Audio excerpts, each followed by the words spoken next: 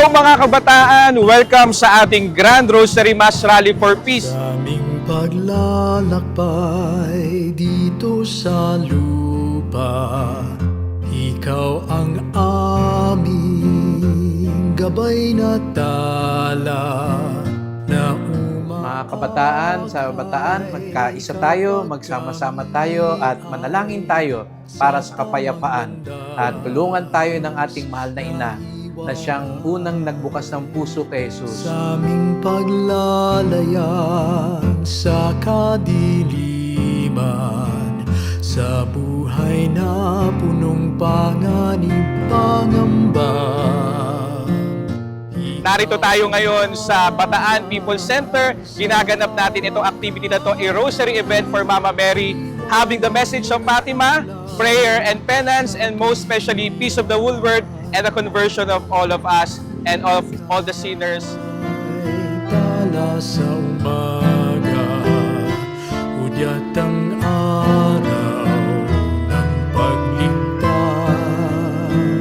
Santa Maria, mahal naming ina, ipanalangin mo kami sa Diyos Ama, upang si Kristo aming hantungan sa dulo ng landas matagpuan.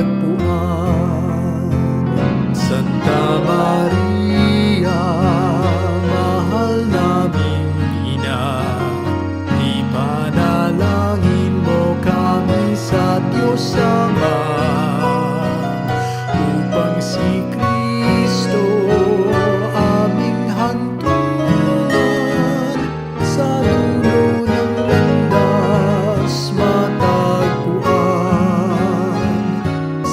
Upang sa ganon, ang pagkasanib puwersa natin, ang pananalangin natin ay magkamit ng tunay na grasya at kapayapaan para sa ating diocese at para sa ating bansang Pilipinas. Mabuhay kayo mga kabataan, pagpalain tayo ng poong may kapal.